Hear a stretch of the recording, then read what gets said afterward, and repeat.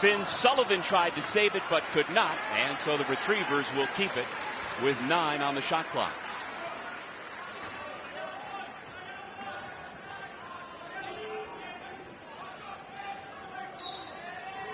And this is Owens, the inbounder, 6'3" senior from Annapolis, Maryland.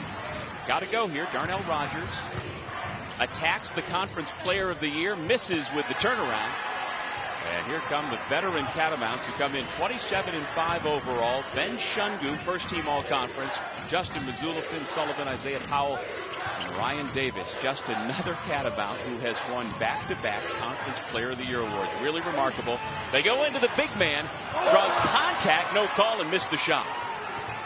First possession for Davis. A good look inside. He's got to get power and balance to finish that against Ncaa. DeAndre Kennedy for 3. That's 3 for first team all conference. And the senior from Atlanta. As the answer at the end. Mazzulla is UVM on the board. Yeah, these are the best 2 offensive teams in the America East. And they do it a little bit the same with the 3-point shot. But Vermont goes inside to Davis. That's a threat that nobody else has in this conference. Here's Powell. He's a terrific passer, finds the open man on the perimeter for 3. Finn Sullivan puts Vermont on top. On penetration from Vermont, their shooters just wait and space behind the 3-point line. As soon as the help comes, the driver gives it up. That's the open 3 you want. Long 3 by Kennedy. He's 1 for 2 from deep to start.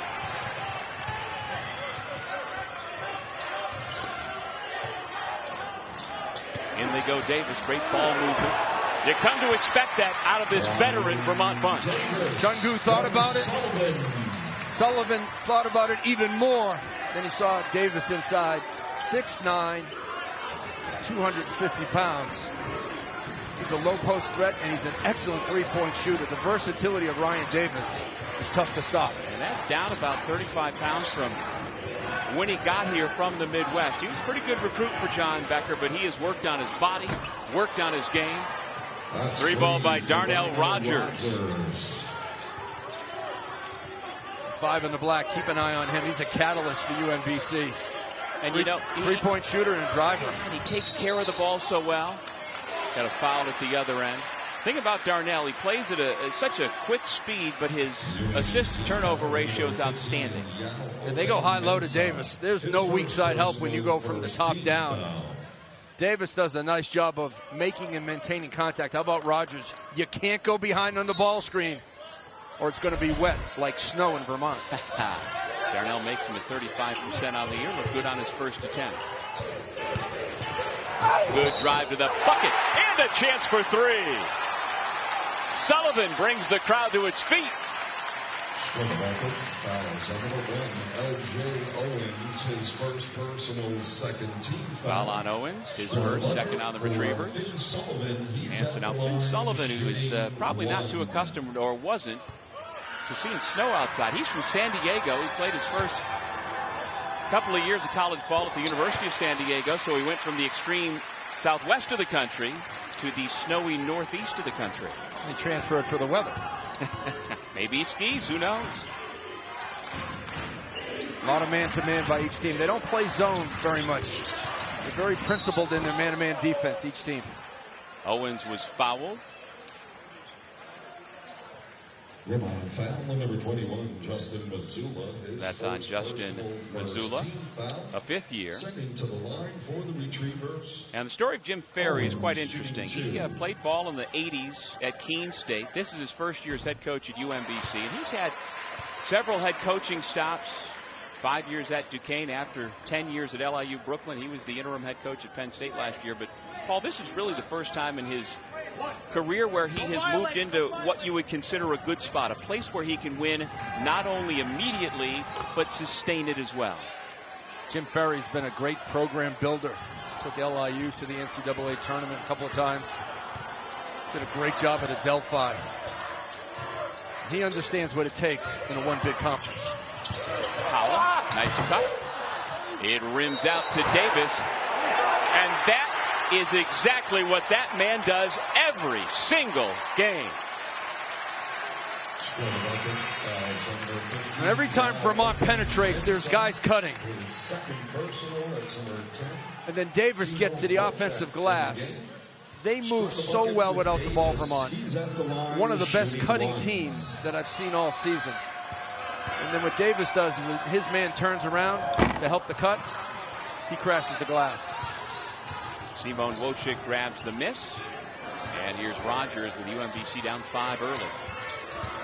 In their 2 regular season meetings, Vermont won decisively both times.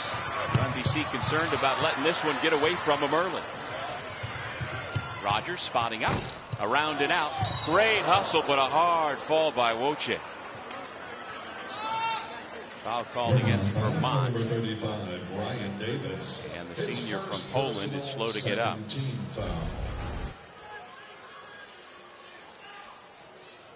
Wojcik goes hard. Just lost his balance in the air. Well, he's one of the America East Conference's most and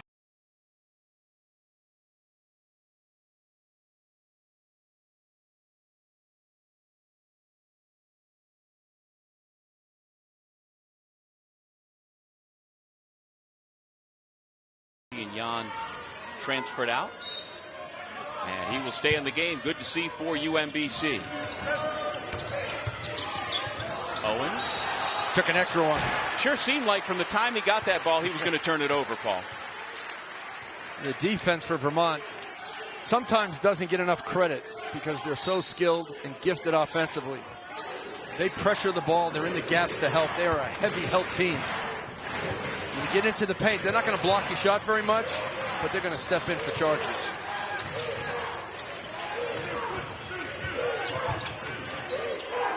Over the left shoulder. 6 early points for Ryan Davis. And that's his sweet spot. Right block, shooting over his left shoulder for the jump hook. You have to take that away and make him go middle. He is the 5th Catamount in less than 20 years to win back-to-back America East Conference Player of the Year awards. Really remarkable. He's got another rebound. Here comes UVM. Powell spins into the lane with the left hand. And just like that, UVM has a 16-7 lead. They can explode for points at a moment's notice off of misses and turnovers. Rogers turned it over.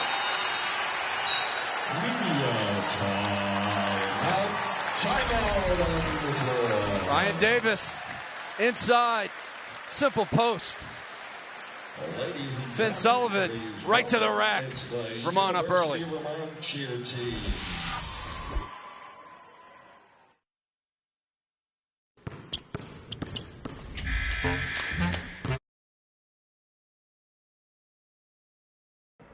Yo, yo, yo. We've got a good one. We've got UMBC.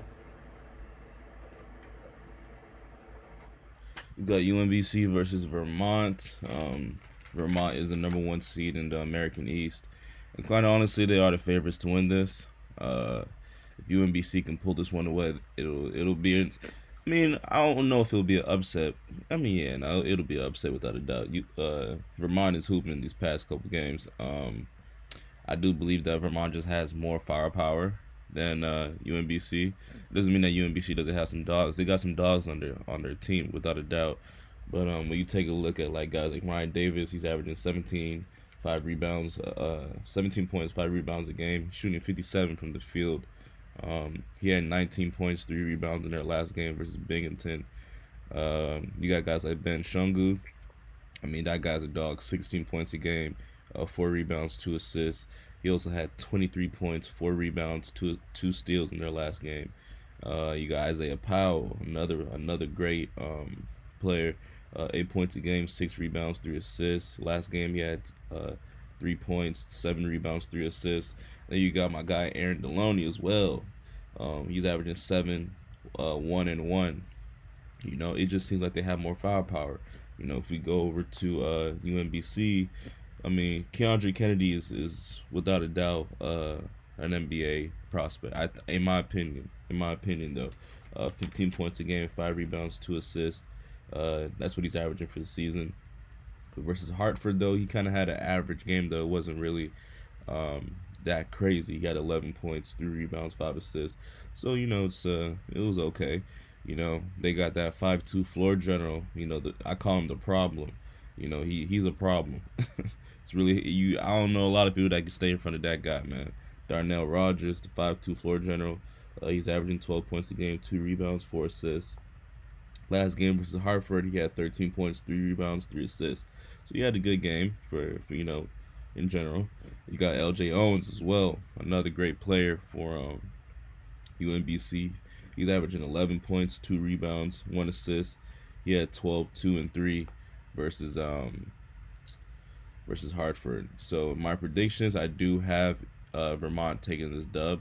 Like I said, I just believe they have more firepower. I believe that Ryan Davis and Ben Shungu are gonna go crazy this game. If we take a look at some stats right now, on UMBC side, Darnell Rogers has 3 points. He's 1 for 3. He already has a turnover though. Keandre Kennedy has 3 points. He's 1 for 2. He has a steal. L.J. Owens, he got a point and a steal. And we go over to Vermont. Sullivan, he's got 6 points, 2 rebounds, 2 assists. Already off to a great start and a steal. Ryan Davis, he got subbed out, but Ryan Davis has 6 points, 2 rebounds. Isaiah Powell has 2 points and assist. And we got Ben Shungu. He's pretty much just doing cardio right now. He got a steal. But appreciate everybody for coming into the stream. If you could like the stream, so we could talk in the chat about the game. Also, don't forget to subscribe. Thank you guys for tuning in. He does not, but Tom does still go on Sirius Satellite Radio regularly with our friend Chris Patola. Talking college hoops as only he can do. Wojcik gets the second. 16-9, Vermont with a 7-point lead. It's a 5-out motion offense for Vermont. They run a little cut screen, then a back screen. A lot of movement off the ball. Well, the hometown kid, Ben Shungu, is yet to attempt the shot. It's been a quiet start for the first-team all-conference player. Drive and dish. Fight for the ball again. Nick Fiorello off the bench had a couple of shots at it. Jacob Bunyasith into the game, number 41 in black for UMBC. Travel. Kennedy shuffled his feet again before the ball hit the deck. Give it back to Vermont. He shuffled his feet. Good ball pressure, but great help by 32 in the white. Nick Fiorello, he was in the gap, so as soon as the ball was put on the floor, offensive player hesitated. That forced the travel. And here is Shungu, a 6'2", 6th-year Vermont Catamount, playing a championship game in this building for the 8th time in 10 years. It's really something else, and he is the people's choice in Burlington. And I should say in South Burlington, because that's actually where he is from. But in the greater Burlington area. Rogers will try again off the front rim. UMBC 38% from 3. They want to play an up-tempo game. They know they have to make stops first. There's Shungu. 2 years a walk-on, 4 years on scholarship. One of the best players at the mid-major level in the country. And he is a special player and a special young man. To come to Vermont as a walk-on, as a local star, work his way to a scholarship situation and first-team all-conference speaks to his dedication to the game. He pushes tempo. Great hustle by Kennedy to block the shot. He comes away with a loose ball for UMBC.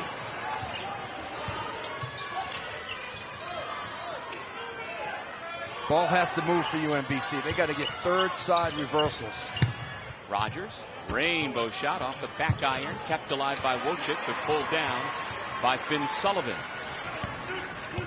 Again, these are the two highest scoring teams in the America East, both at about 75 points per game.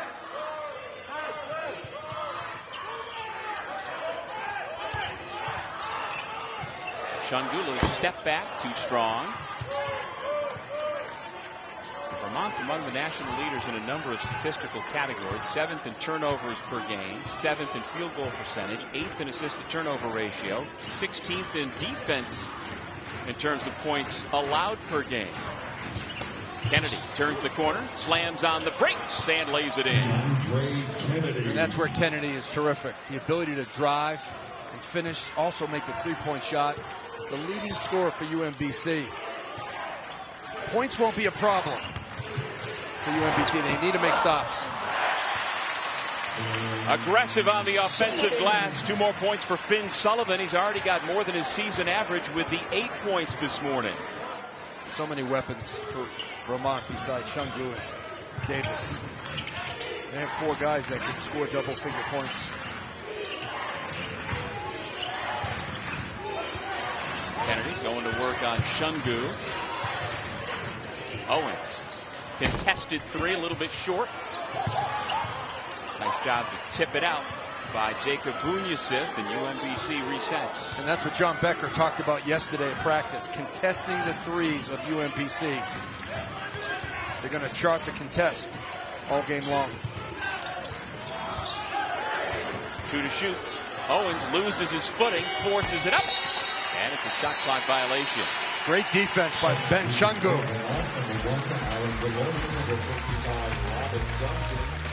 Timeout here in snowy Burlington, Vermont, with a spot in the NCAA tournament on the line.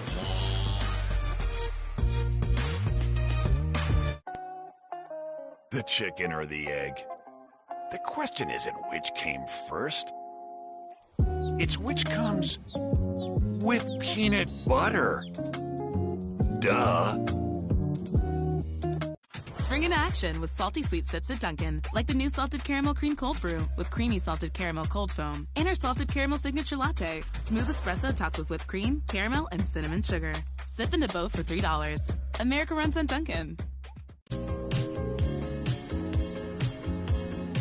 Steps on the beach count just as much as normal steps. They just lead somewhere better. Corona Premier. Lower carbs, lower calories. Is your light beer Premier? At USAA, we've been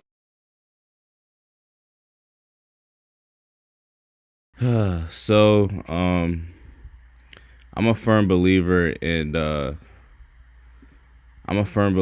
team basketball. I do believe that the team that plays the most as a team, well, if you can understand what I mean, but the team that basically that, for example, has the most assists, right? Well, I hate hearing myself. So if we take a look at the team assists right now for Vermont, where's the assist category for CBS, right? The third one. They've got 3 assists right now coming in. We're 10 minutes in, while UMBC has 1. Okay, so quite honestly, I always look at it like this. The team with the most assists is usually going to win the game, right? Because that's the team that decided to move the ball the best way, but also the team that has that plays the best defense, okay? So we'll go over the steals as well. 3 steals to 2. I'm trying to tell you guys, like, basketball's not as hard as what people make it to be. It's really just the team that does the things a little bit better than the other team, you know. And like I said, I just believe that Vermont just has more firepower.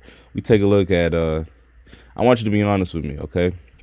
Finn Sullivan, I know I like his game. He's a good player, but he's averaging 7 points a game, 3 rebounds, and 2 assists. And right now, he's giving UMBC the works. He's got 8 points, 4 rebounds, 2 assists, 3 for 4 from the field. I mean, that to me shows me that they just have more players that can get on that court and do damage, and that's really what you want in this type of game, in this American East Championship. We got the 1 seed and a 2 seed. Appreciate everybody for coming into the stream. If you could like the stream if possible. Yeah, let's get back to this game. Catamount team, Isaiah Powell. This guy's offensive minded. That's why they ran the isolation for him on the right side. Defense was in pretty good help, but nobody moved on the dribble. Powell, quick to the rack. His 3rd-team All-Conference out of Colony High School outside of Albany, where he played for Ken D'Agostino. Unable to complete the three-point play, but he and the Catamounts doubling up UMBC. And we mentioned Joe Lenardi. He says out of this tournament, if Vermont wins the game today, it would be a 13 seed. And if UMBC wins, it would be a 16 seed. And that kind of aligns with what we usually see in the American East Conference. If the regular season champ wins the tournament, they've got a shot to be as good as a 13, maybe a 12. And as you said, I mean, Coach Becker told us yesterday that in his 11 years, this could be his best team, and it certainly is his best offensive team. They just take advantage of your mistakes and your misses, and then they execute in the half-court set. His driving, ball reversal, and shot-making ability with this team, and then the inside presence of Ryan Davis makes them hard to guard. UMBC's not been able to get its big guns going. Kennedy leads them at 15 per game. He's got 5. L.J. Owens, their second most prolific weapon, still looking for his first made bucket. No look pass. Shungu comes down with it, goes to the other side, and banks it in. He brings energy, points, and leadership to Vermont. Jim Ferry calls timeout. We'll take it with him. Back to Patrick Jim in 30 seconds.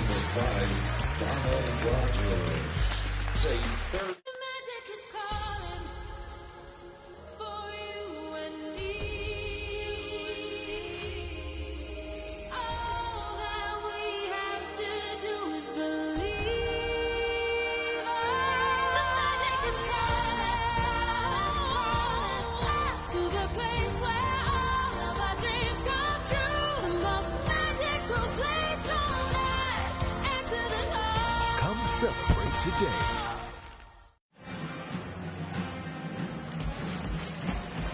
Ben Shungu out of Rice Memorial High School in nearby South Burlington, Vermont, showing what he can do. First team all-conference. He had only a Division II scholarship coming out of high school. He walked on here and has had the complete support of his parents. You see Cecile on the left and his dad Alex on the right.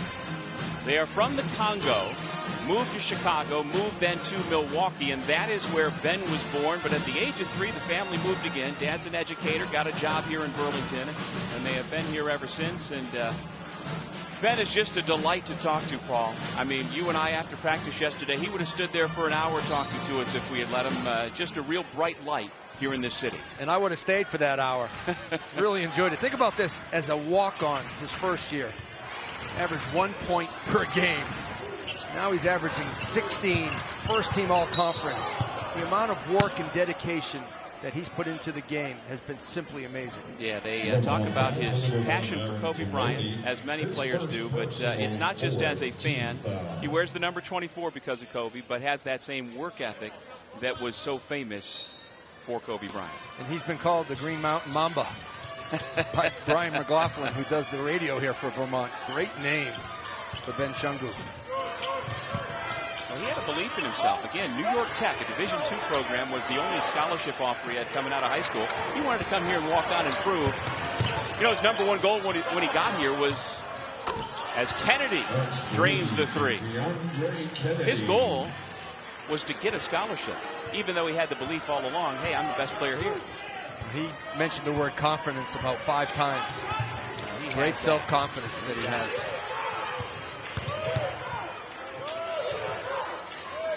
There is Shungu in the corner, guarded by Kennedy. Vermont will do that. They'll come to a stop. They'll shot fake you. In conference play, he has made more than he's missed from that distance. 51%.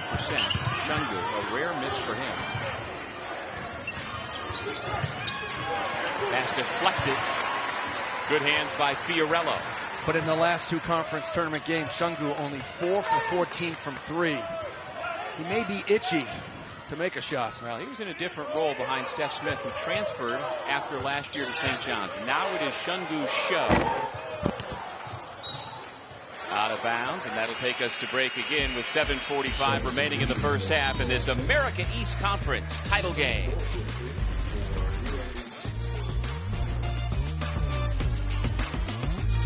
Did you know that with the Sonic app, it's always happy hour? As long as you order your drink on the app. All this time I've been hoping and wishing and dreaming I could have just downloaded the app. Or upset because you missed it. Because I missed it? Ending business meetings to make it? All you had to do was pull up your phone. I was done. If the peanut butter in a Reese's could talk to the chocolate, what would it say? You complete me. Should we start a podcast? Who does your ridges? Whether you're looking for something on the small side or the medium side, or, wow, that's really big, Zillow can help you find the right home and the right financing solutions. For financing made simple, there's no place like Zillow. New Spicy Lovers Pizza from Pizza Hut. Hurts so good. With this spicy marinara sauce and sliced red chilies, it's like a roundhouse kick to the taste buds. Now don't be bashful with the fiery flakes. The new Spicy Lovers Pizza. Get it before it's gone. No one out-pizzas the Hut. An electric guitar that hits all the right notes. Extraordinary. A coffee tea alarm clock that wakes up your senses. Unreal. A QR code that lets you explore and revel in a curated selection of the world's most unique and unexpected tech, fashion, home, and adventure items. Wondrous. Open your phone's camera, scan the code, and discover all that awaits you at touchofmodern.com. Show the world what it means to be a fan at Fanatics.com. The world's largest collection of officially licensed fan gear from all the leagues, teams, and players you love.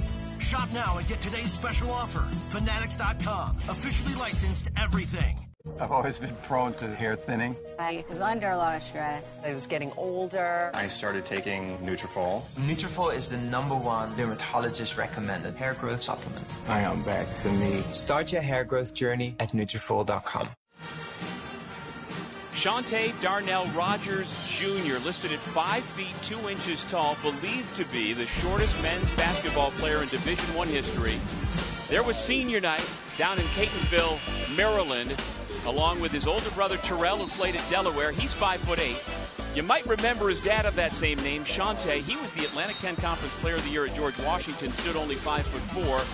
And then you've got Darnell at 5'2". And of course, so anytime he has ever walked onto a basketball court his entire life, Paul, there are eyes drawn to him. What makes him so effective in spite of the fact that he's only 5'2"? He plays with great confidence. He's highly skilled. He understands what he has to do to impact the game. He makes threes. He's a high-level free throw shooter. Takes care of the basketball. He's a pest on defense. He's a one-man fast break. And he's already gotten his degree in media communications, working on his master's degree in entrepreneurship. He says he's got a brand that he wants to launch once he gets out of school. Yeah, he tried to sell us some shirts yesterday. I'd buy him. Talk about the conversation we had with Ben Shungu. Darnell's just as charming. It was a terrific time here in the gym yesterday talking to all the young men. And let me tell you about his dad for a second. Shante Rogers played at GW. He was an absolute aggressive, tough, you know what. I mean, there wasn't a tougher guy in the gym than Shante Rogers when he played. Wojcik, no, he'll try again and able to finish at the rim. And Dad is now a coach at DeMatha Catholic, high school coach. Always wanted to get into coaching, Shante Rogers. With Pete Strickland at DeMatha.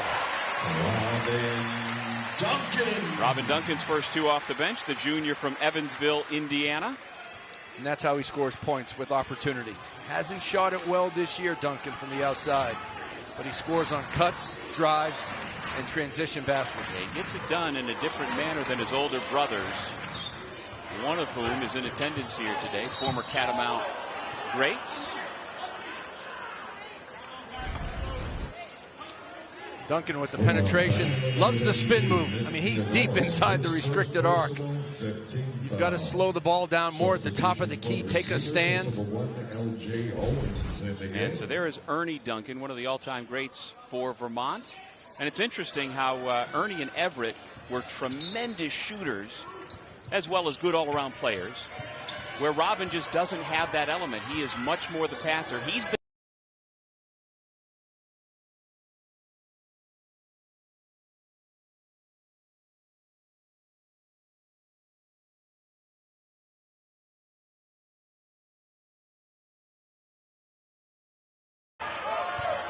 Ernie Duncan, just a tremendous shooter, and Everett. Aaron Deloney's come off the bench for Vermont. He helped to set up the young man who is still a walk-on, Nick Fiorello. Twice a walk-on out of Scarborough, Maine, but he's going to be on scholarship next year. He's going to be on scholarship. Yeah, he's going to be on scholarship after today. There is a formula that this program and these players buy into and follow. You can see the game plan for Vermont. Go inside. It's one-on-one coverage. Fiorello with nice footwork. He also loves the left shoulder, right-hand finish. Try to spin back. Defense was good, but it gave up too much ground. Nobody's going to dig it out for UMBC because they are afraid of the pass out and the three-point shot. And he's got a Rocky Balboa. Yeah. Right eye. That shiner is all you need to know about this second unit for Vermont that they call themselves the Green Goblins. And they have turned into quite a force for John Becker.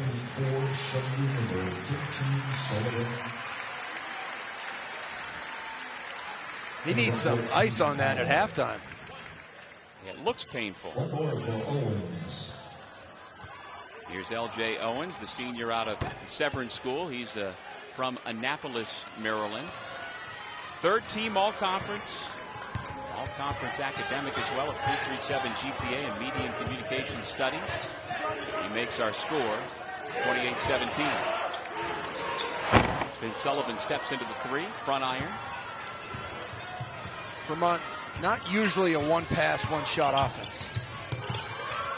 Nathan Johnson back into the game. He feeds Rogers, who retreats and will reset with just over 5 minutes remaining in the first half.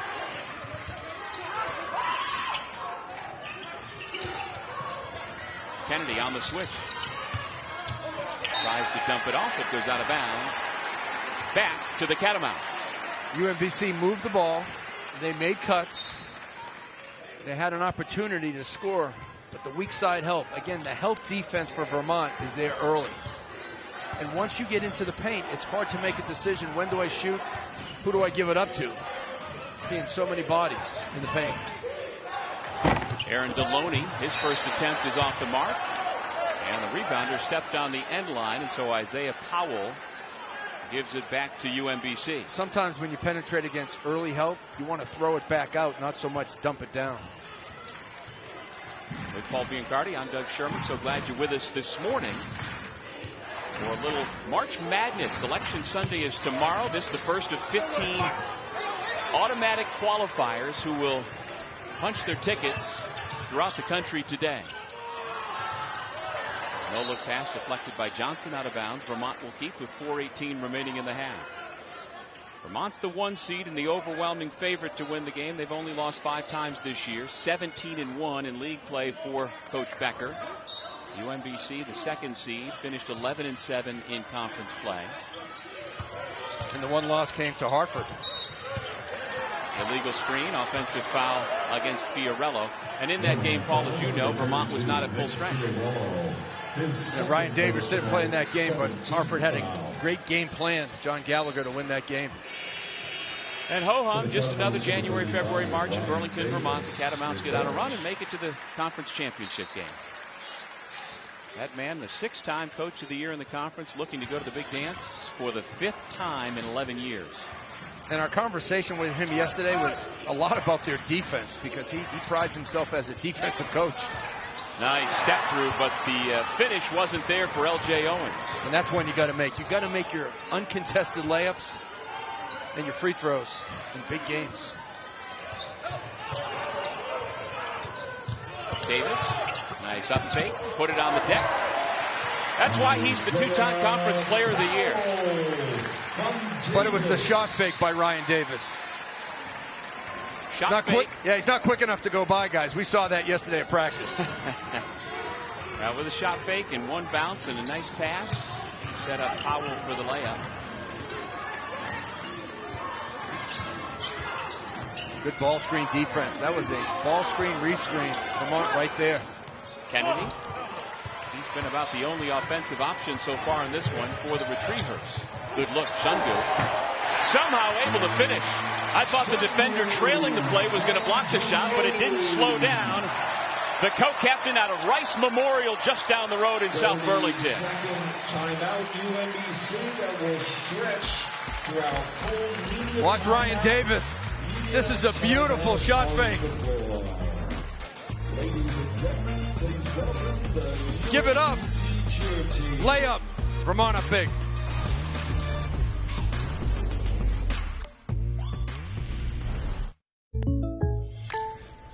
A lot of people assume NBA 2K gamers can't play for real. Just like they assume they can't afford great insurance. But State Farm has rates that fit any budget. And I never want to play this kid again.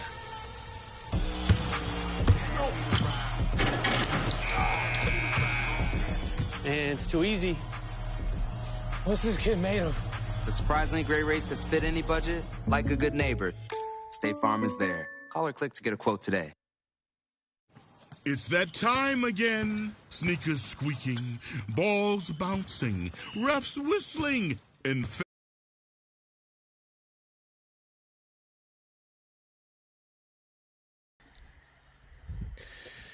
Well. Yeah, this game is slowly getting taken away from UMBC. Can't say it's a surprise, though. Did I think that it would be this bad, though? I really didn't. With 3 minutes left, UMBC is down 15. Vermont has 32. UMBC has 17. On UMBC side, Keandre Kennedy has 8 points, 5 rebounds. He also has 3 turnovers. He's 3 for 6, though. He's not having a bad game on the offensive side. He's just turned the ball over a little bit too much. Watch Kick has 4 points, 5 rebounds in 10 minutes. Darnell Rogers, yeah, he's that pressure, man. They're putting that pressure on him. That's the guy that they had to. That's the guy that Vermont had to lock down, and make sure nothing. Basically, no funny business. He got 3 points. He's 1 for 6, 1 for 3 from the 3-point line. He's got a turnover as well. LJ Owens 2 points, 0 for 2. Yeah, it's not looking good for him. On the Vermont side, Sullivan got 8 points, 4 rebounds, 2 assists, and a steal. He's having a great game. Ben Shungu 6 points. He's 3 for 6 from the field. He got 2 steals as well. Ryan Davis 6 points, 2 rebounds, and assist. He's got 2 fouls though, quick 2 fouls. So they got to watch that. Isaiah Powell, another great game, 6 points, 5 rebounds, and assist. Yeah, man, they just look much better. Vermont just looks much better. There ain't really much you could do about that. We go over to the assist side. You see what I'm talking about? You see what I'm talking about? Vermont has 6 assists, while UMBC is still stuck at 2 assists. And I'm trying to tell you guys, stuff like ball movement does matter. Move that ball, man. Move that ball. Get that ball. Let everybody touch that ball. Let everybody feel it first. And I feel like things are going to be a little bit easier. But I appreciate everybody for coming into the stream. If you could like the stream, that'll be much appreciated. We'll get this game audio back up. And, yeah, thanks for tuning in. Monster. Powell. Like I said, just a terrific passer. Out of the post, got his teammate a good look. Shungu, though, couldn't finish. And as soon as UMBC came to help on that, Powell whipped it to the weak side. Shooters are ready. So you have to decide how you want to play Vermont. But the biggest thing against the Catamounts is don't turn it over, and on missed shots or unexpected shots, they are going to push it in transition.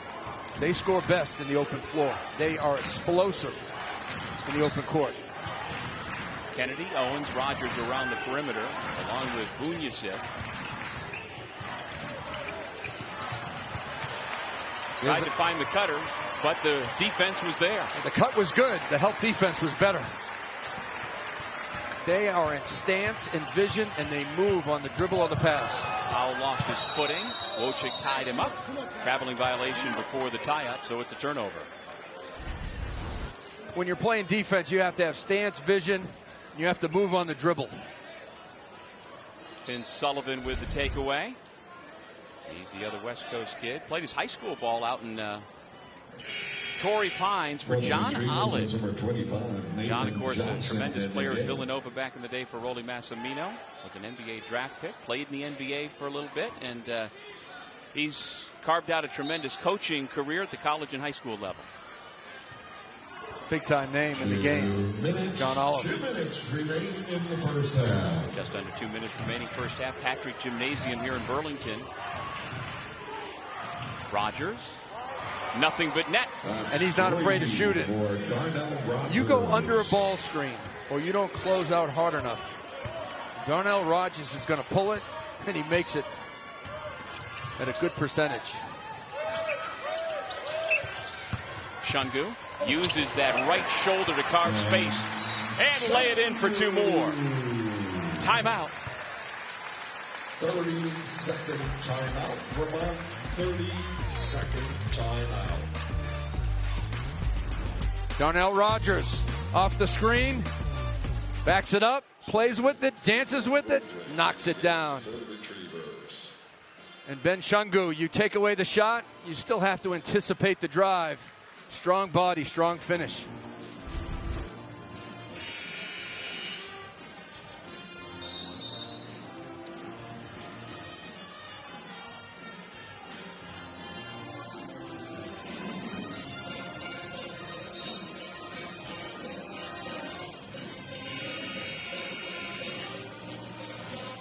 He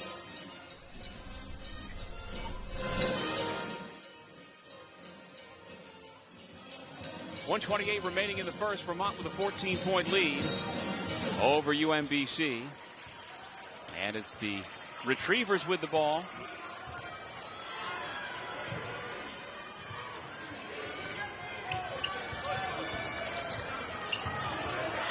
Rogers. Nice job to stay connected defensively by Finn Sullivan. And that's where Rogers struggles, getting to the rim. And that's the game plan for Vermont. Don't help on Rogers' penetration. Make him finish at the rim and finish over the size of Sullivan at 6'5 plus.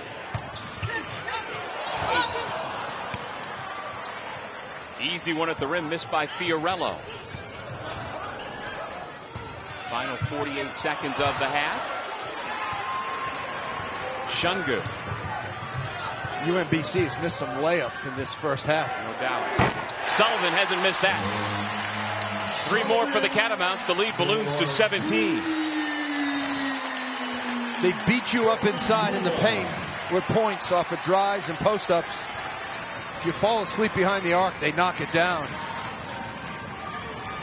Great cutting team, so well executed on the offensive end.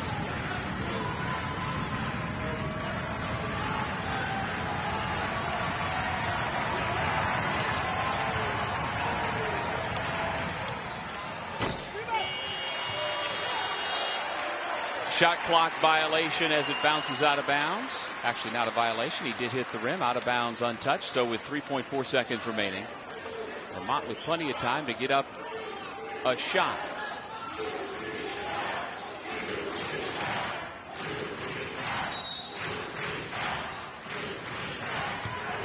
Sullivan beats the buzzer, but well played defensively by UMBC. Yeah, Sullivan tried to draw the foul at the end. As expected, John Becker's Catamounts playing well, up 17 at the break. We send it back to the studio. Zubin and Sean. Doug, thank you so much. We are inside the halftime report. It is Champ Week.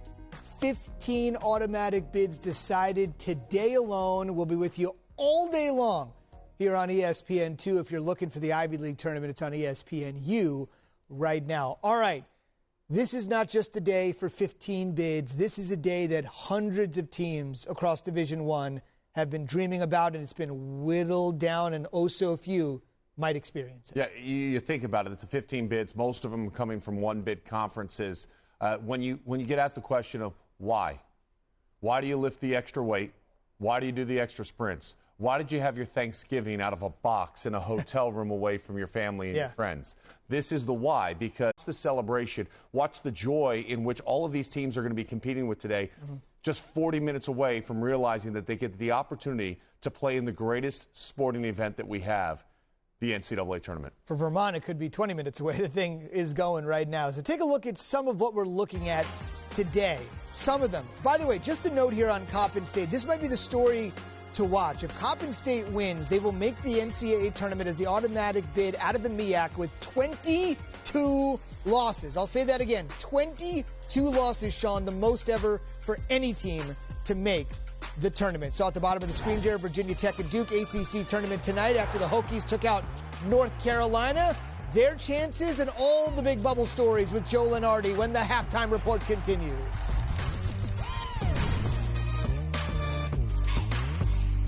Dang, son, this bacon is just hanging out of this burger, dog. That nice, tangy smoked sauce. The bacon on this burger is just asking me to eat it. You should oblige. Sonic bacon on bacon, quarter-pound double cheeseburger. People assume these photo shoots are easy. Just like they assume they can't afford great insurance. For surprisingly great rates that fit any budget, call or click to get a quote today. The chicken or the egg? The question isn't which came first. It's which comes with peanut butter. Duh. When you shop at Target, you leave with what you value most, like healthy foods and brands that lift our communities. At Target, the things that matter are always within reach. What we value most shouldn't cost more. Welcome to the Eat Fresh Refresh at Subway. Wait, that's new. Wait, you're new too. Nobody told you? Subway's refreshing with better ingredients, better footlongs, and better spokespeople. Because you gotta refresh to be fresh. Microwave, did you know that Auto Trader has Kelly Blue Book so I know the prices are good? Smart. Was I a good price? Oh, Microwave, you're worth every penny. You're my best friend. And ain't nothing wrong with that. Hutch has more than 1,000 wins in her career. This is what it's about, and it's only going to continue to grow.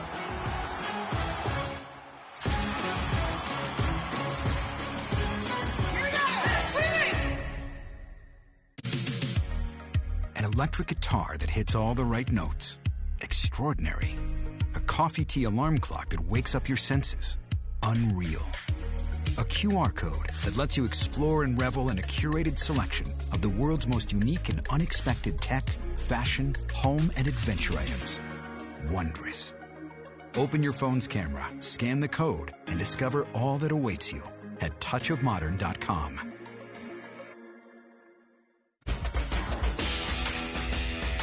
New seasons, new gear. Show the world what it means to be a fan. 100% authentic fan gear. Fanatics, officially licensed everything. My hair started to thin, and I took a pharmaceutical drug that caused severe side effects such as sexual dysfunction. Nutrafol is a drug-free, natural supplement that gave me my hair, my health, and my confidence back. Get growing at Nutrafol.com. We're back on the halftime report. Ivy League semifinals airing on ESPNU, ESPN Plus right now. Cornell and Princeton, with Cornell trying to close the gap, getting to within 23-16. But Princeton's the top seed for a reason, Sean. Yeah, they've done a great job shooting the ball here in the first half, in particular from beyond the arc. But these two teams they split their regular season meetings. And while Cornell has suffered obviously 7 losses in the Ivy, this is a matchup that actually they can hang with, and they've cut it down to 5. Yeah, they're at the neutral. They've had some of the more restrictive coronavirus crowd policies, so it's great to have some fans watching the Ivy League. As you take a look at the bids already secured, as I mentioned, 15 of them coming today, another 5 tomorrow. And then by 6 p.m. Eastern tomorrow, we'll have the bracket. Sean, what to watch for tonight? The ACC title game we all expected. What do you think? Not the game necessarily we all expected. I mean, Paolo Banchero made it pretty clear yesterday after they won that beat Miami that he thought he wanted UNC. Instead, they get Virginia Tech. And I think that's interesting about going back to the matchup between these two teams. Duke last night played its smaller lineup, and when it played its smaller lineup, it had a ton of success. When it played its smaller lineup against Virginia Tech in the first meeting, you had your guards being able to get inside the paint, and that's Banchero and that's Griffin. Mark Williams played about 11 minutes in the initial meeting between these two teams. But as you watch and look back on this film, what you see is the spacing of the floor was very important for driving lanes, cutting lanes, being able to move without the basketball and operate against this Virginia Tech defense. Watch this cut here behind the back line of the defense. You get caught watching the ball.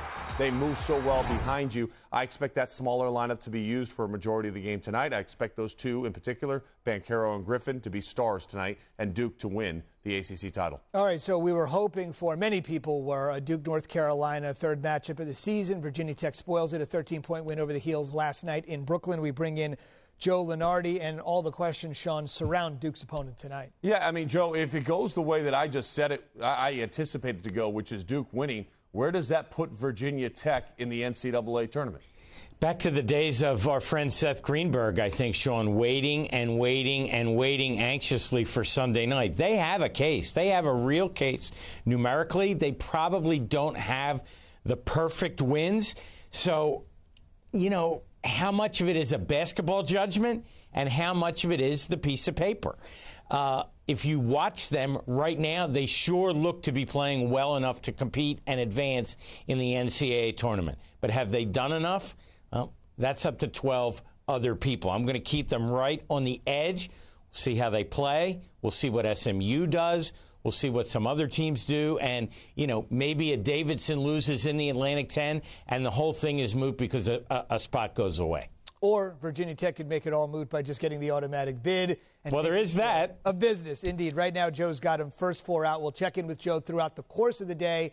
He'll be on College Game Day coming up noon Eastern over on ESPN. Joe, thank you very much. We're getting ready for the Big 12 championship game. That's tonight over on ESPN in Kansas City. Should be a great matchup between Texas Tech and Kansas. How do you see it? Did you watch the first two matchups? Yeah, I mean, they were big-time basketball games. The first one obviously took place down in Lubbock, in which was one of the best environments we saw in college basketball all season long. And in that game, Texas Tech, Mark Adams' team did an excellent job of being physical and bringing the fight and punching, really, Kansas in the gut. And they scored points off of turnovers. They scored in the paint. And then the second meeting, it was a Heisman-esque moment, really, for Ochai Agbaji. We would say the Wooden Award, but most of you are probably football fans. Ochai had 37 points in that double overtime thrilling victory. I think 94-91 was the final score of that game. He's a star power player that stepped up against this defense, and you need to make shots against Texas Tech's defense in order to have success. Once again, championship game, 6 p.m. Eastern, over on ESPN to decide the automatic champion of the Big 12. It almost seems automatic that Vermont is going to win. As usual, the America East back to wrap up the halftime report next.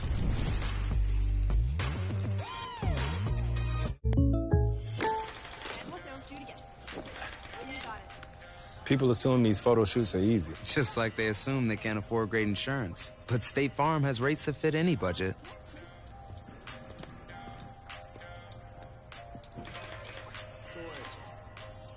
What?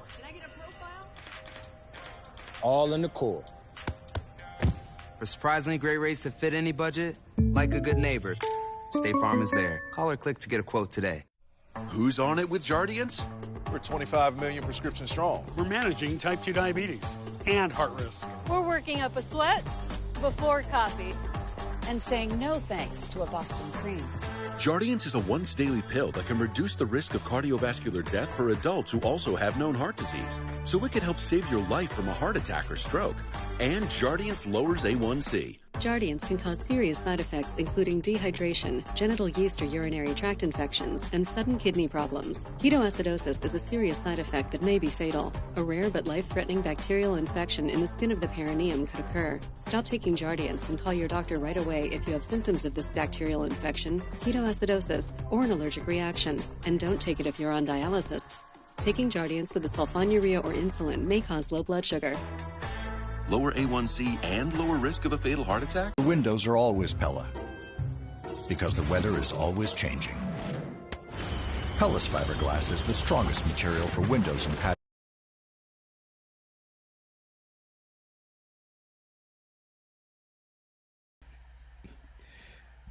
What's up, guys? So yeah, at a half, it's 37-20. I think we can call this one a done deal, unfortunately. UMBC had a great season, though. I believe they definitely showed some people that they deserve to be on the court, but, you know, like I said, firepower matters. And I think with Sullivan, Shungu, Ryan Davis, Isaiah Powell, like, it's a little bit too much for UMBC. They can turn it around though this second half. I've said this over and over again in almost every stream I've done, that March is the month of miracles. This month is when miracles just randomly start to happen. So I wouldn't be surprised if, they do make a comeback, but I do believe this game is over in regards to Vermont winning. 27-5. They played an excellent first half, but this is Vermont basketball. It's like we're not really surprised almost. But appreciate everybody for tuning into the stream. If you could like the stream, you can talk in the chat if you're interested. And yeah, man, let's enjoy this stream. Hopefully you guys are back on. Second half's on the way. I need 2 bacon on bacon, quarter pound double cheese. And they're back leaving. Simba, away from it. Hold on. I gotta let my dog out.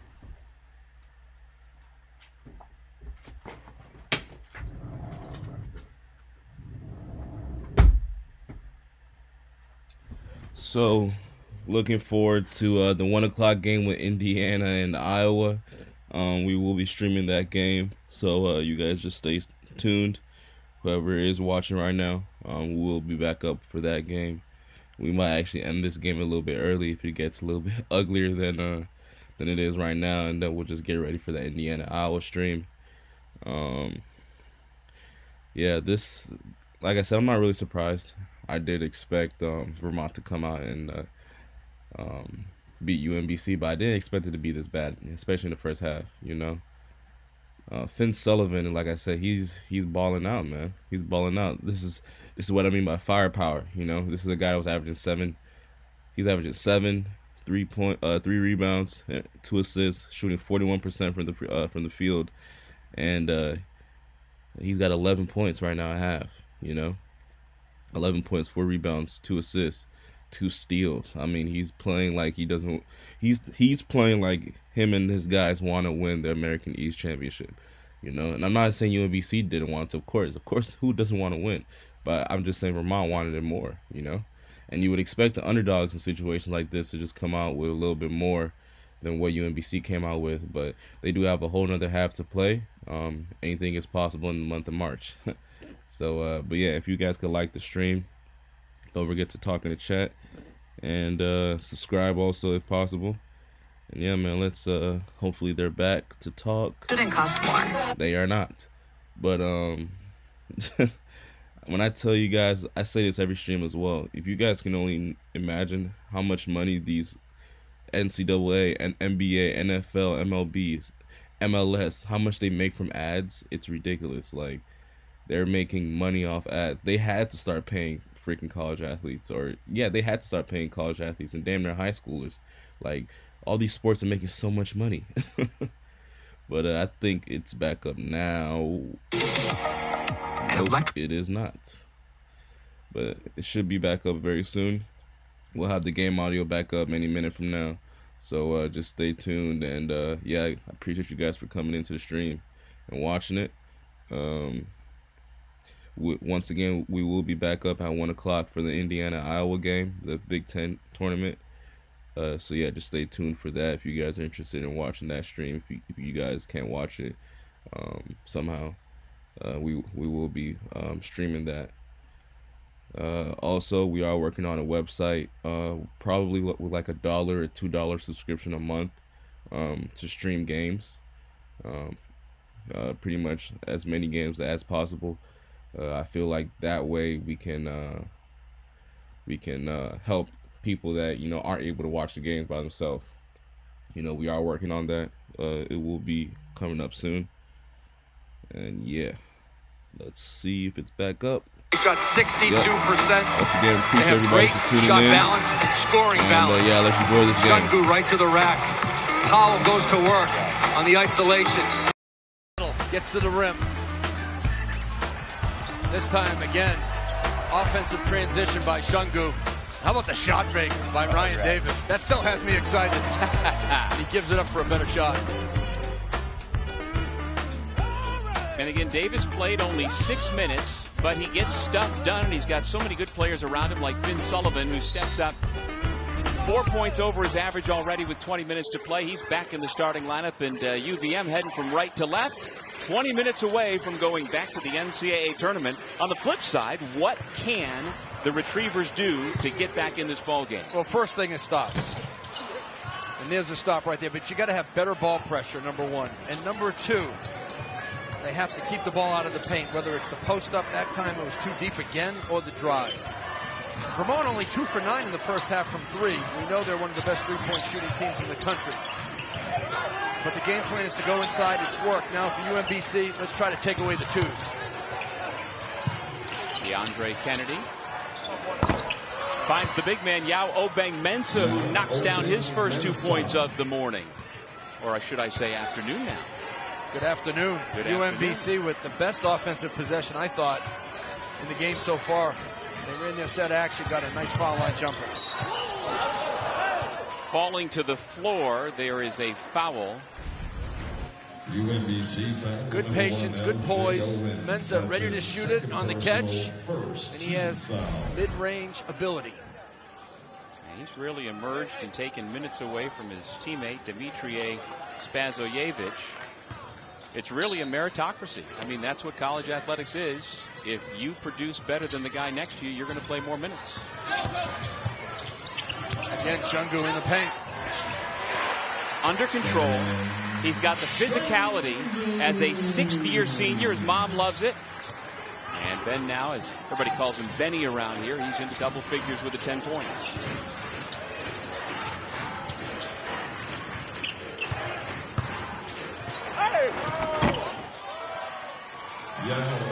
More of that for UMBC. Davis backed off. Mensah in attack mode. 4 quick points for the junior from Toronto, 39-24. Good help defense there for UMBC. Shungu off the handoff, always coming downhill. Davis. Rebound comes back to him. And he's able to score 2 more. Davis. The unanimous America East Conference Player of the Year. Now with the 8 points, back to a 17-point bowl. Tough shot by Kennedy. First team all-conference along with Austin Williams from Hartford. Jacob Falco from Binghamton, and then the 2 guys from Vermont, Davis and Shungu. Right on cue, Ben Shungu with a dozen, and yes, why not, Mom? Cecile pumping her fists on the other side of the floor.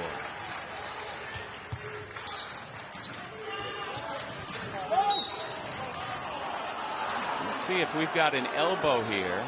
No, it's called on the defender. Finn Sullivan. That's his first personal first team foul. Ben Shungu has been special all year this year in the America East. Gets into the paint under control, love the jump stop. He understands how to score when he gets close, and he has a great body in terms of strength and power. Nate Johnson misfires.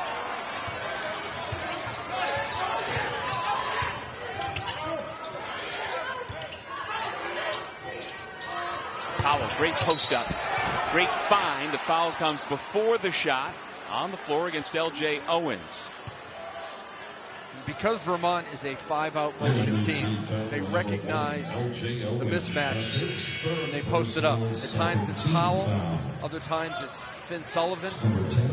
They move Davis to the outside because he stretches the floor. You have to respect his shooting at the three-point line.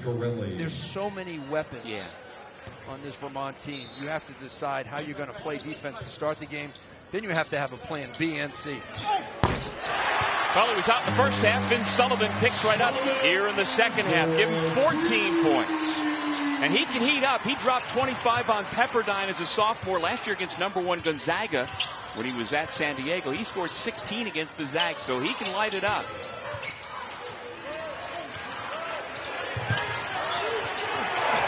Good patience on the block. Wojcik lays it in. Wojcik had 19 against Hartford. Came into the American East tournament averaging 6 points. Retrievers won that semifinal game earlier this week, 80-60. Blocking foul against Wojcik. UMBC fighter number 10, Simone Wojcik. That's his Finn Sullivan. Darn Rogers on him. That's like a practice shot. Wide open. And why not? The bench just loving what they are seeing. His deep team with 27 wins on the year. And the more you see of Isaiah Powell, number 14, as Davis takes it down the lane and has it taken away by Johnson. Powell is really the glue guy, I think, for Vermont.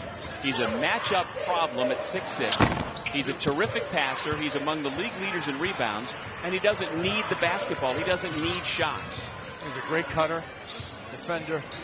He knows how to fit in. But if they need points, he can deliver. Wide open look for Davis. That's another part of his arsenal. The friendly home runs here at Patrick Gymnasium. Last 2 games, he's 3 for 5 from 3.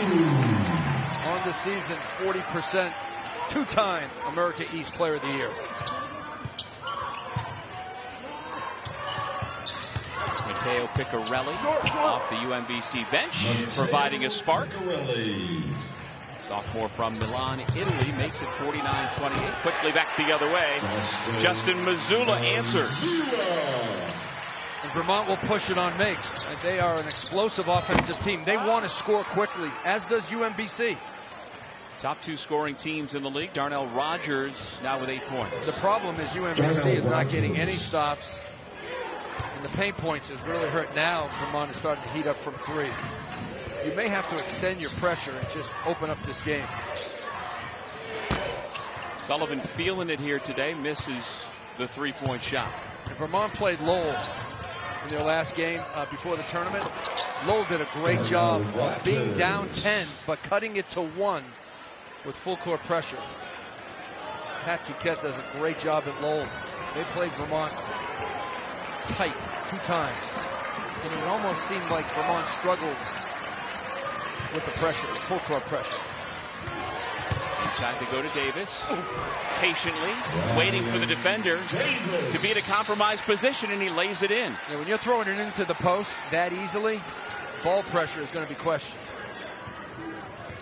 And low post defense. Maybe get around in front and force the ball to the other side. It's really something to see the development of Ryan Davis. Came in overweight, has had a share of physical issues. But lost the weight, got better, became the 6th man of the year as a sophomore of the American East, and now 2-time player of the year. His running mate, his classmate, Ben Shungu, getting it done as well. Getting it done inside and outside. How about the navigation, the step back? Cecile loves it. Yeah, let's get this done today in Burlington.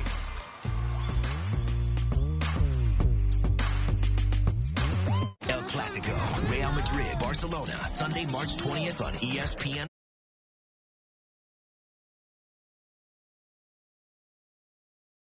Yeah, I mean, honestly, this is just getting ugly. This is just getting ugly. 53-32, 14 minutes left, second half. Vermont is up 21 points. You know, this is just getting ugly. Getting bad, man. Like I said, I said it from the jump. I did believe Vermont was going to win this game. I just had no idea that they were going to come out here and, you know, basically run these guys out of the gym. That's what's going on right now. UMBC's getting run out of the gym right now, you know. And with them being the 2 seed, you would expect them to at least come with a little bit more, you know, just dog in them, you know. I was expecting Darnell Rogers to have a better game. He's got 10 points, which is good, but he's also 4 for 12. You understand? Keandre Kennedy, he hasn't even shot the ball that much. He's 3 for 6. You know, this is your number 1 scorer right here. He's got 8 points. You know, I don't know. It's just a little bit. It's shocking. I will say that it's shocking, but it's not shocking that Vermont's winning. It's just shocking that the game is like this. You know, it's a 20-point game. Where basically like we're about I want to say a third or maybe a little bit over a third of the second half, you know, so we got 14 minutes left. We got 2/3 pretty much left of the game.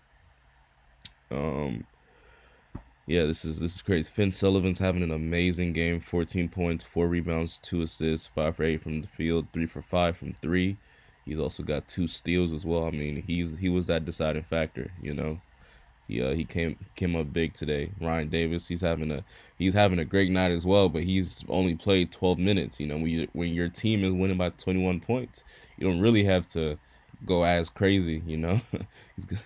He's 6 for 9 though. He's having an amazing game as well.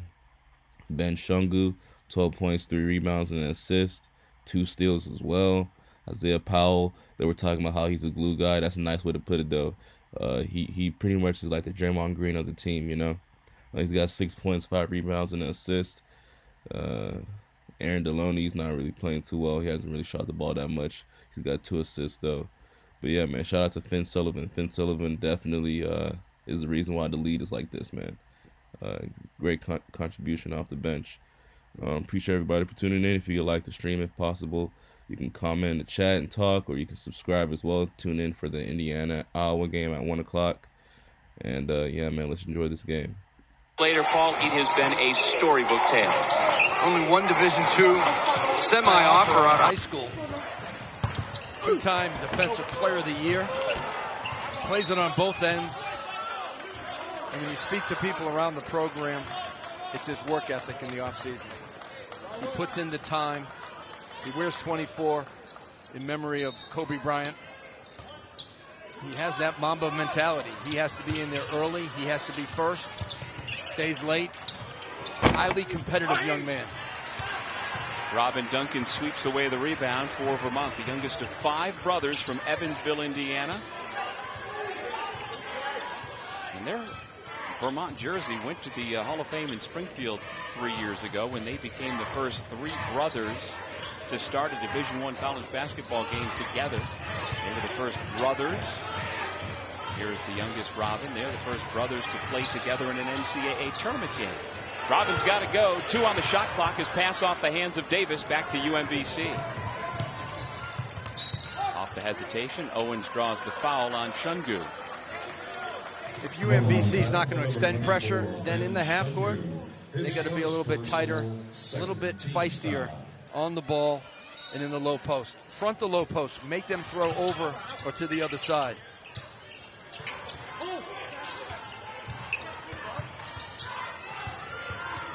Umbc from Grand Rapids, Michigan with a head of steam, missed the layup.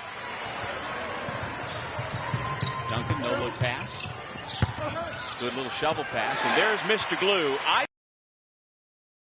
Powell out of Albany, New York. Great ball movement. And Vermont expands the lead to 55-32. You know, the ball never got stopped in conversion. That's the first rule.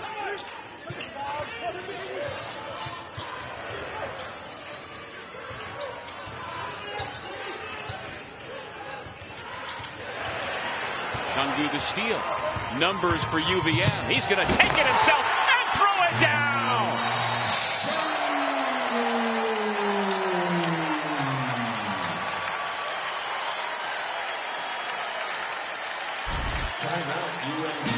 Ben Shungu like a freight train.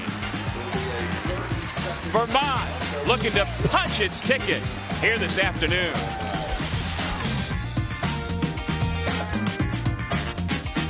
This is you, right? Like, you're like,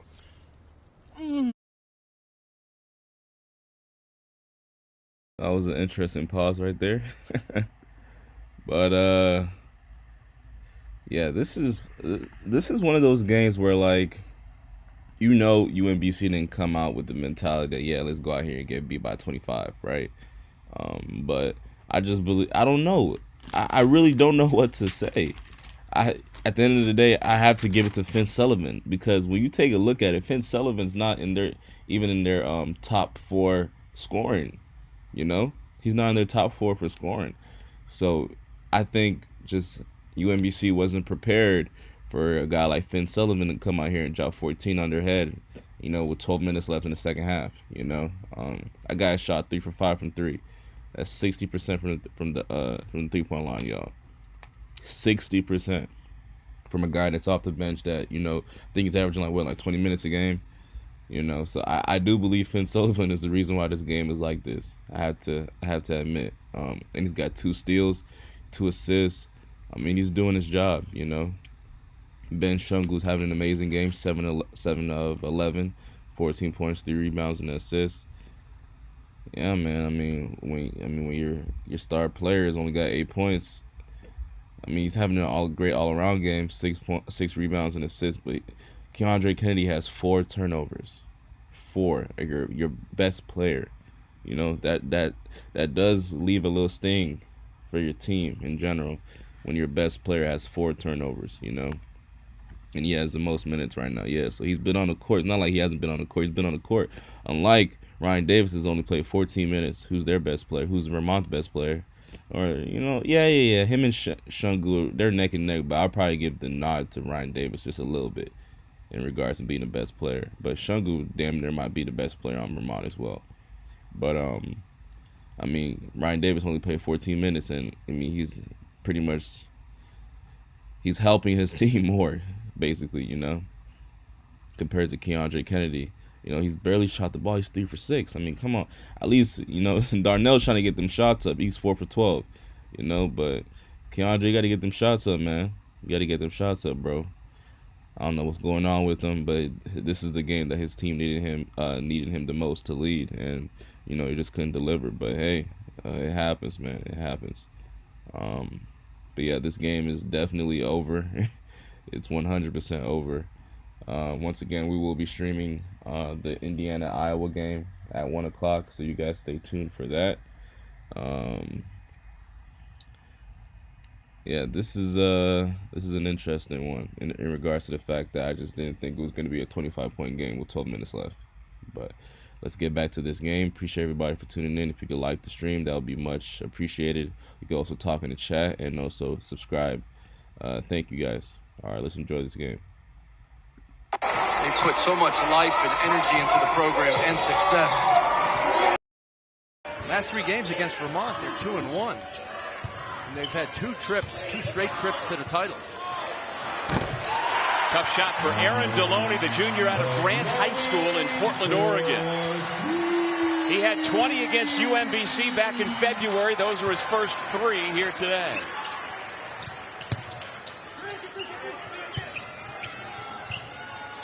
Paul, you know, Hartford was one of the great stories in March Madness a year ago. I got one for you that may be coming up. The Ncaa Championship. Foul on the shot against Deloney. And I'll tell you about that possible Cinderella story coming up. In the meantime, we've got the Catamounts looking to put the finishing touches on what has been a tremendous performance in the America East Conference Championship game.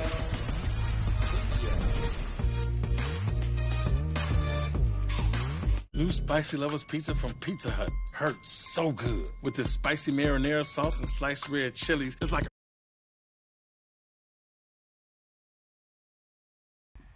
So if hold on. Yeah, right here. So if Vermont is playing like this, right, against to me a decent UMBC team. I have to be honest. If Vermont is playing like this against a decent UMBC team, excuse me, what do you think they're going to be doing if, you know, they do get that NCAA tournament appearance? Like, if they're playing like this against because UMBC is not bad. UMBC is a good team. You know, Keandre and Darnell are great basketball players. To be shut out like this, you know, it's crazy to me. So if Vermont's playing like this, what does that say for the tournament though? Like, you know, and I know the American East is definitely competitive, but, you know, compared to other conferences, yeah, they're definitely not as competitive. So does this mean Vermont, you know, is kind of breaking out of that shell, you know, and joining that elite group? I mean, they were 27-5 this year. A lot of teams can boast that record that, you know, are more noticeable and basically more popular than them.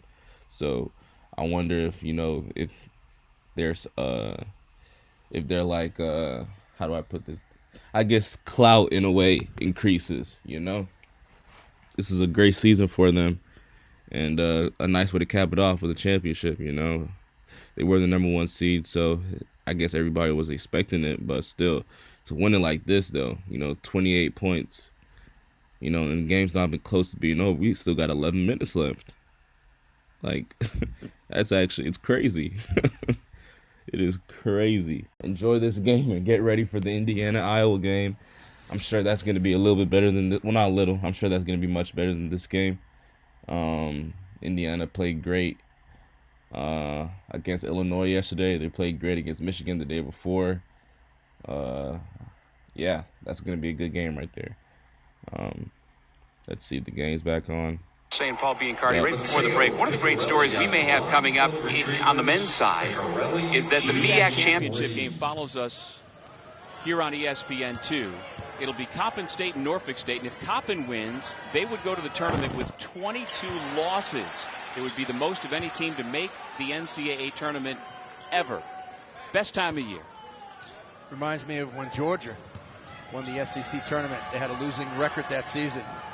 They blitzed through the SEC. There was a tornado down in Georgia. I remember.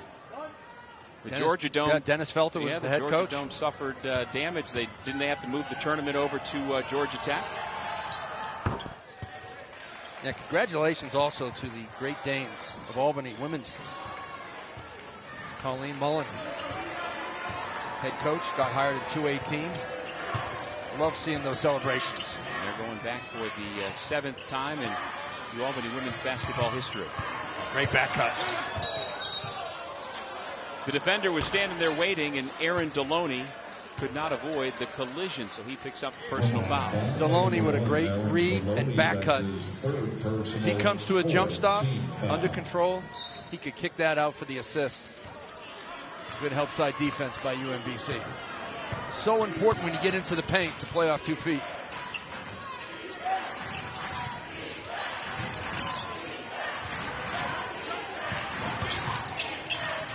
Vermont walked through this play 4 or 5 times yesterday. A lot of ball screens in the middle of the floor, a lot of re-screens. Guarded well.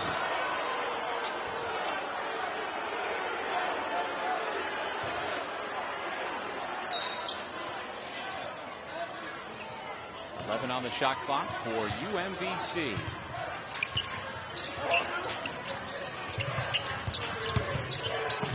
Johnson protects the basketball, missed the shot.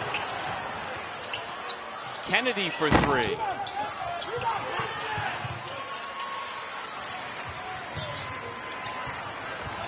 UMBC, good look by Kennedy, their leading scorer. Just not in an offensive rhythm at times because of Vermont's defense. They just take you out of what you want to do with great help. Foul before the shot. The defender was stuck. Keandre Kennedy had allowed Duncan to get very deep, and so he gives up the foul. UMBC foul number 0, Keandre Kennedy. His first. Well, the American Athletic Conference has its semifinals beginning at 3 o'clock Eastern Time right here on ESPN2. As Robin Duncan's older brother looks on. That SMU Memphis, 5 o'clock Eastern. The Tigers, of course, are a tremendous story, as they have been the last couple of years, and really ever since Penny Hardaway went back to his old school. They seem to be a team that can make the second weekend of the NCAA tournament. Well, they certainly have the talent, Memphis, and now they're playing with great chemistry, a connected group, and one of the best big guys in the country, Jalen Duran.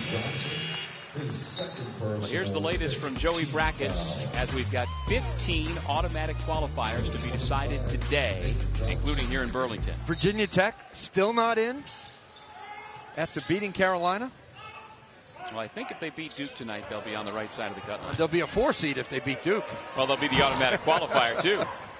Well, they might turn into being a bid stealer. A lot of bid stealers, potential bid stealers, lost yesterday. So for those bubble teams, that was good news, but Virginia Tech apparently still has some work to do. But Joe Lunardi had 5 from the ACC most of the season, and Virginia Tech was one of those 5. 9:27 to go, second half for the American East Conference Championship. Third time in 5 years these two schools have met here in this gym in this game. Ben Shungu's been around for all of them. He's looking to cut down the nets again. It's not just the points. It's the efficiency with Ben Shungu. The way he plays off the bounce with the shot. Never forces the action. 55% overall. 50% from three in the America East this season.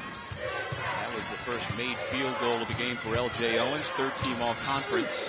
Davis back in. Little lefty falling away from the bucket, just how he does. He loves the right block. He sets up there all game long. And when you look at him in practice, you say, America East Player of the Year. Not exceptionally mobile or athletic. He's grounded as an athlete. Highly skilled, tremendous passer. And he was a good recruit for John Becker and his staff coming out of Schaumburg, Illinois, and has developed into a tremendous player. The other coaches around the conference don't say he isn't worthy. But you're right, on first blush, he doesn't jump off the page at you until you just sit and watch him play. Duncan, under control for two more. And if they finish this game off, and you mentioned Joe Lunardi said a 13 seed. You play one of those high major conference teams with a big man who can't guard away from the basket. You're going to have trouble with Ryan Davis. And if you put a small guy on him, he's going to put his body in and back up inside in the post. Spazievich gets it back, missed the layup. UMBC from the onset of this game has missed a lot of layups, whether they're drives, offensive putbacks, or just dump-offs. They've left at least a dozen points on the board right at the rim. Shungu to Davis for three. Davis for three. It's a heck of a combo. The best 1-2 punch in the America East. And the scary thing about Vermont is they have other guys that can step up. They sure do. And score 10, 15 points. Finn Sullivan. Aaron Delani.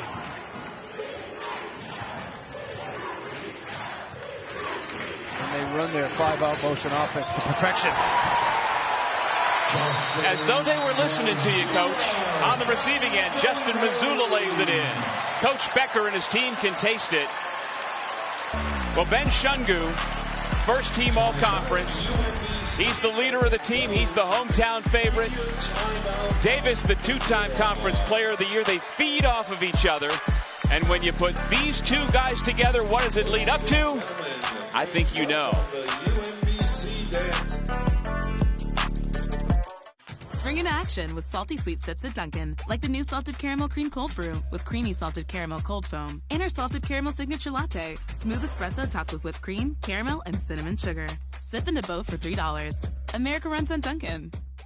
No more busted brackets, fellas. I booked the Final Fortune Teller and got 1.5% cash back with my Capital One Quicksilver card. Final Fortune Teller? Is it sorcery? No, man, it's magic. I'm back. Here we go again. Abaca Madness. I've been shocked. I call it the old switcheroo.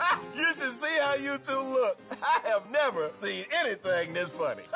Sam? Well, it's break time. Y'all ready to hippity hop on out of here? I want a salad. If the peanut butter in a Reese's could talk to the chocolate, what would it say? You complete me. Should we start a podcast? Who does your ridges? I've always been prone to hair thinning. I was under a lot of stress. I was getting older. I started taking Nutrafol. Nutrafol is the #1 dermatologist recommended hair growth supplement. I am back to me. Start your hair growth journey at Nutrafol.com. You pop them in, you go to bed, and they do all the work. Straighten your teeth while you sleep with Smile Direct Club Nighttime Aligners. They don't interfere with your daily lifestyle at all. Choose easy. Choose Smile. Get started for free at SmileDirectClub.com. Hi, I'm Wolfgang Buck. When I started my online store, Wolfgang Buck Home, I knew there would be a lot of orders to fill, and I wanted them to ship out fast. That's why I chose ShipStation. ShipStation helps manage orders, reduce shipping costs, and print out shipping labels. It's my secret ingredient. ShipStation, the #1 choice of online sellers. And Wolfgang Buck. Go to ShipStation.com/try and get 2 months free. Sean and Zubin in the studio over on ESPNU. Greg Dolan for Cornell. Tight one in the Ivy League semifinals. Yeah, how about 42 of the 67 points for Cornell has come in the paint, trying to pull off the upset.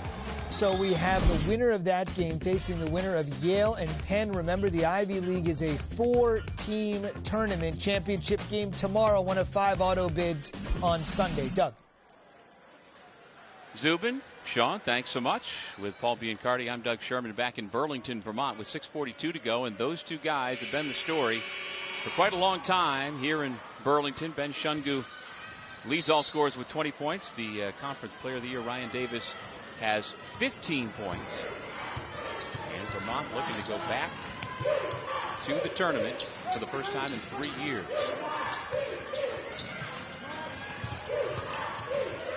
Let's see if UMBC decides to press after a make. Wojcik off the mark. And now Vermont will walk it up. 3 reserves on the floor right now for the Catamounts, along with their 2 leaders, their 2 stars, Shungu and Davis.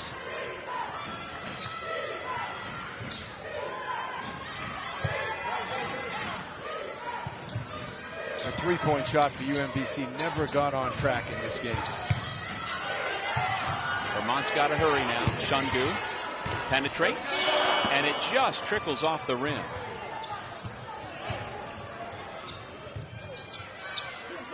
See that pass to the corner, just off target. The rhythm for UMBC just hasn't been there in this game from the start. Deloney clears the Kennedy miss and walks it up. And there you see the looks on the faces for UMBC pretty much tells it all. And this is a program that transitioned from Division II in 1986. They've twice been to the Division I NCAA tournament, 2008 and then in 2018. On that memorable shot here in this building by Jarris Lyles. A couple of good looks for Vermont.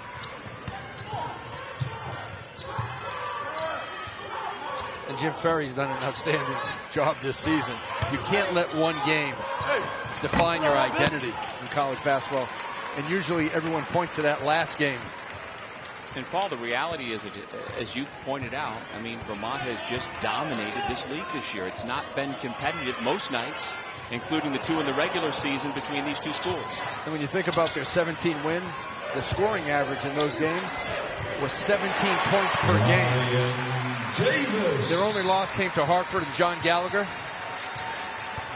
They dominated opponents behind the line, from the 2-point line and from the free throw line.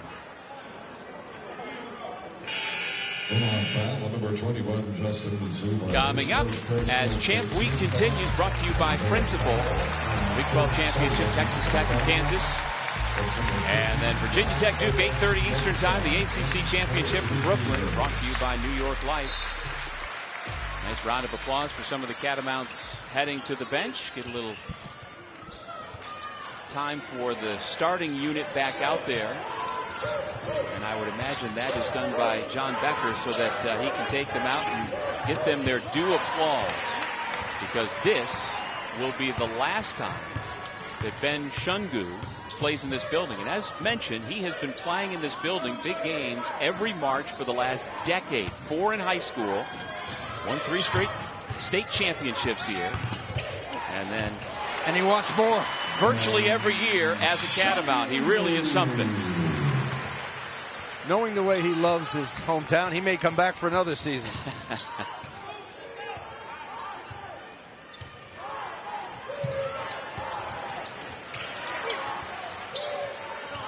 And what I love about watching Vermont is the way they're connected offensively.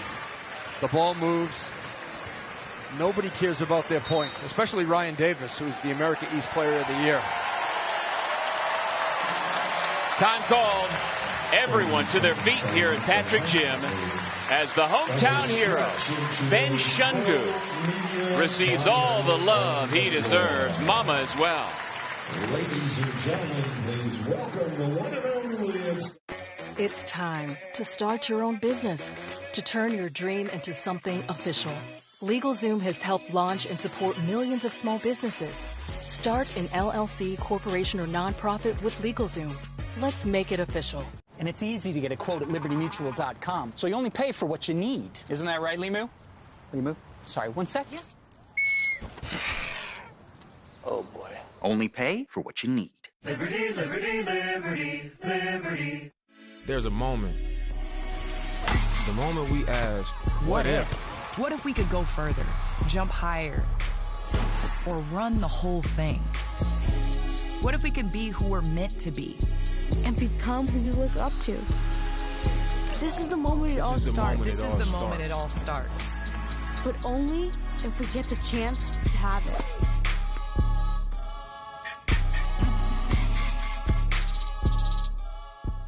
Welcome to Wendy's. May I take your breakfast order? The only thing Reggie Miller loves as much as Wendy's breakfast is March Madness. So he's watching the entire tournament here in his recliner. Not gonna lie, it's madness. I got you. You don't work here. Breakfast Baconator for 5-time All-Star player Reggie Miller. Hall of Famer. He didn't know that breakfast was half off in the app, so I schooled him. I'm coming back here every March. Every single... Yes, Tyler! Choose wisely. Choose Wendy's. Get half off the official breakfast of March Madness when you order in the Wendy's app. Jim from the head team of college basketball studio. Incredible story brewing in less than a half hour. If Coppin State can defeat Norfolk State and win the Ncaa and get the automatic bid here on ESPN2, they will have done so with 22 losses, the most by any team to make the NCAA tournament. Could happen here on ESPN2. Doug. Zubin, thank you. And that man knows all about getting to the NCAA tournament. That is the one-of-a-kind Tom Brennan, 19 years the head coach here at Vermont. And if you get into the big dance, you never know what's going to happen. And it kills me to show you folks this, but you know what's coming. 2005, Vermont took down Syracuse. Paul Biancardi, I need a hug. But Taylor Coppenrath and TJ Sorrentine were the two big stars on that team. And good to see Taylor Coppenrath here. As you can see, he's got youngsters with him. He's a school teacher now here just north of Burlington and makes it back to watch his alma mater just as often as possible. But, you know, for this team, Paul, this current set of Vermont Catamounts, it's tangible what they can do. They see it. They see Coach Brennan. They see Taylor Coppenrath. Now Shungu takes another curtain call.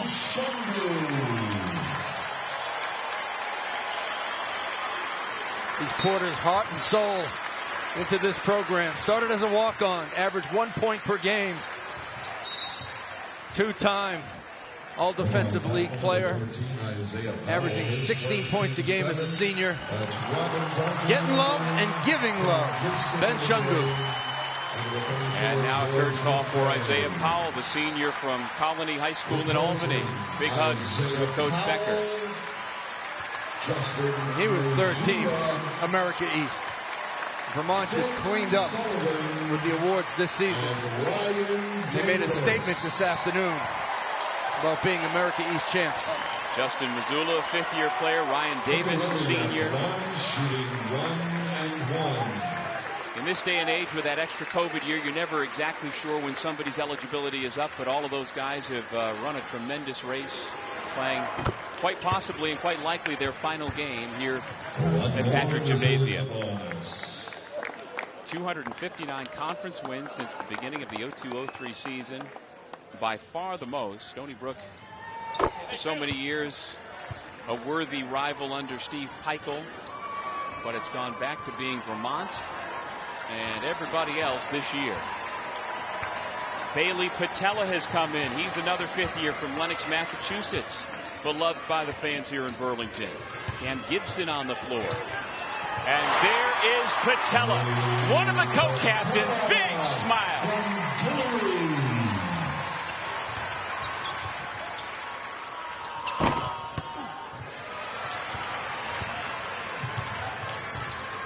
Evan Guillory is also on the floor for Vermont, number 0 with 2.5 to go. The Catamounts happy to take some time. George Lefebvre, a sophomore forward from Montreal, into the game for the first time. The more I watch Vermont play, what a cut.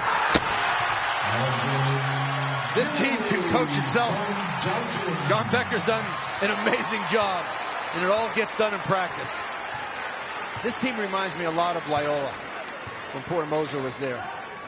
And Ryan Davis reminds me of Cameron Krutwig. Big guy, skilled, can pass, score inside. 2 minutes remain in regulation. Their efficiency on both sides of the ball is outstanding. Darnell Rogers knows it's the end of the line for the Retrievers. They threw a couple of jabs early, Vermont. Then the knockout punch came in about the 10-minute mark of the first half. This fight's been over. They're just relentless.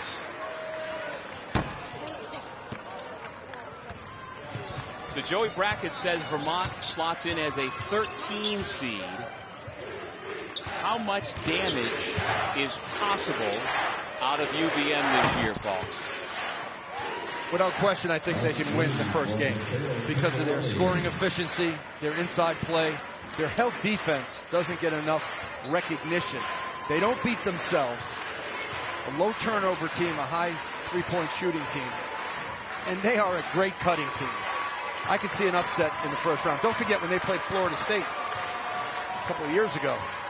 That was 76-69, I believe. Anthony Lamb and company gave Florida State a run for their money. Bailey Patella. Patella from Duncan. It's all about the matchups in the first round. You better be strong defensively if you're going to play Vermont in the first game. Hakeem Bird has come in. He's got the ball now. Marist transfer. Lays it in. Now the shot clock turned off. 14 more automatic qualifiers into the dance later on today. The first of the day belongs to the Vermont Catamounts, who win the 2022 America East Conference Tournament Championship. Punch your ticket, UVM. Umbc 33, the Catamounts are going dancing.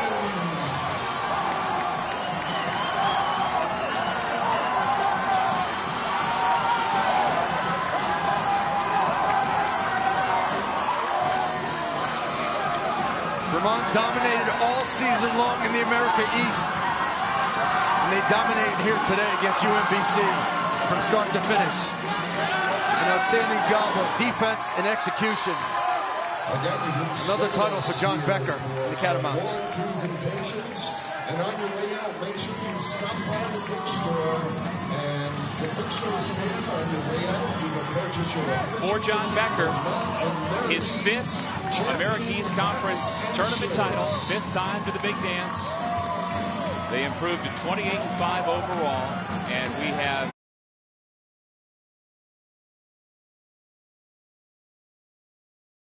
Well, that was a little bit demoralizing for UMBC. Not really a good way to end the year.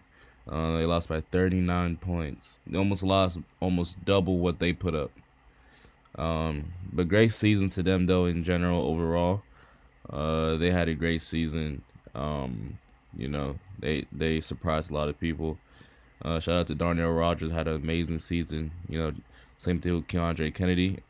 Yeah, their stats just didn't add up. 10 points for Darnell, 4 for 13, 2 for 7 from 3. Keandre Kennedy, their best player, he had 8 points, 8 rebounds. He was 3 for 8. He had 4 turnovers. You know, it was just bad all around. You go over to Vermont, I mean, it was great games all over the board. You had Ryan Davis, number 1 scorer, 20 points, 5 rebounds. He was 9 for 12 from the field, 2 for 2 from the three-point line.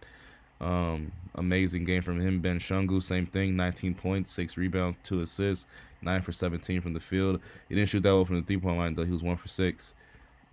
He had 3 steals, though. Amazing game. Finn Sullivan, to me, the key factor for them winning by this much was Finn Sullivan. 14 points, 4 rebounds, 2 assists. He was 3 for 5 from the three-point line. 3 steals. Mind you, this is a guy that averages 7 points a game. Also, Isaiah Powell, same thing. They call him the glue of the team, and I understand that. He is the glue. He's like the Draymond Green. 8.6 rebounds and assists. He goes out there and does the dirty work.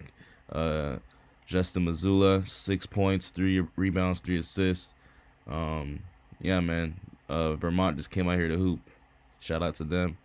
Appreciate everybody that came for the stream. In about 10-15 minutes, we'll have the Indiana-Iowa stream up, so just stay tuned. And, yeah, thanks for tuning in. Hope you guys have a good one.